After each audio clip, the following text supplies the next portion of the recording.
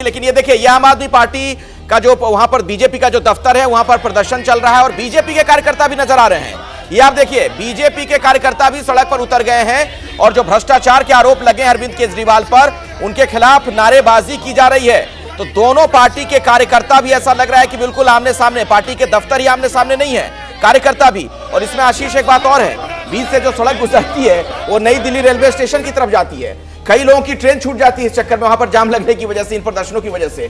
क्या गठबंधन के लोगों की भी सत्ता की ट्रेन छूट जाएगी अगर साथ लड़ाई नहीं लड़ेंगे? देखिए, यहाँ पर एक दूसरे के साथ नहीं दिख रहे हैं। बड़ा दिलचस्प है ये देखिए कि अभी तक दिल्ली को लेकर के भी सीट शेयरिंग तो हुआ नहीं है, कुछ अता पता नहीं है कि साथ आ पाएंगे कि नहीं आ पाएंगे। पंजाब तो दूर की बात है, पंजाब में तो ये लोग ये सोच रहे थे कि बीजेपी और 4-3 वाला जो फॉर्मूला बीच में आया था वो खारिज हो गया। देखिए, नहीं खारिज नहीं हुआ है। ये प्लीज, ये थोड़ा सा डिस्टॉर्शन हो जाएगा। मैंने कहा अभी तक हुआ नहीं है। अच्छा। दैट मीन्स कि अभी तक जो चीज डिसाइड ही नहीं हुई है वो इस एम्बिग्युइटी के दायरे में है कि पता नहीं वो हो पाएगी कि नहीं हो पाएगी। और अगर नहीं हो पाई तो यही तस्वीरें मैं और आप बैठ करके इनका मजाक उड़ाएंगे।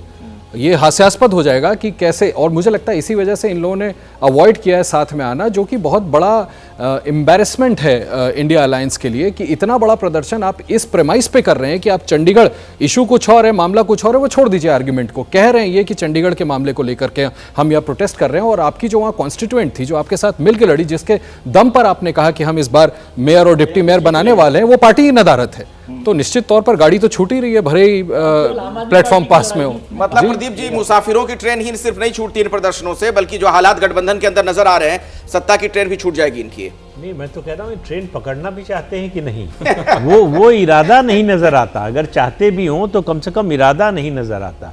देखिए, समस्या क्या है कि जितने क्षेत्रीय दल हैं, गोपाल राय,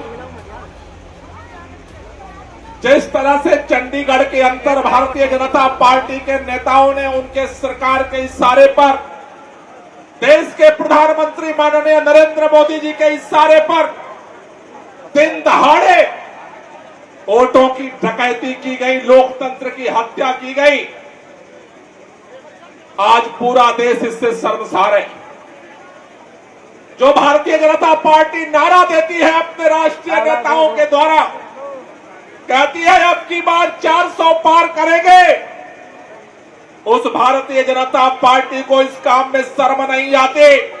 भारतीय जनता पार्टी सरेआम कैमरे के सामने वोटों की चोरी करवाती है।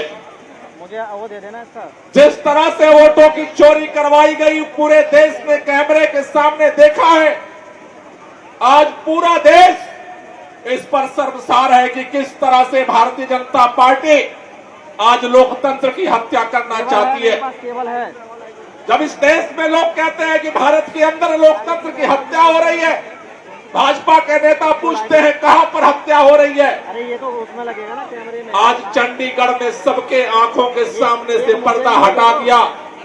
किस तरह से एक छोटे से चुनाव में भारतीय जनता पार्टी के लोग किस तरह से निचले स्तर पर आकर के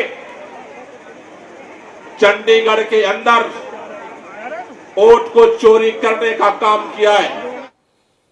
तो गोपाल राय को आपने सुना, केजरीवाल सरकार में मंत्री हैं, उनका सीधा आरोप बीजेपी पर कि चंडीगढ़ में जो मेयर का चुनाव हुआ उसमें वोटों की चोरी हुई है।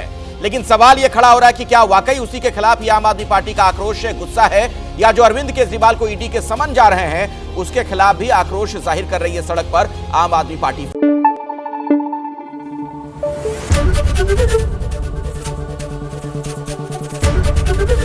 एबीपी न्यूज आपको रखे आगे।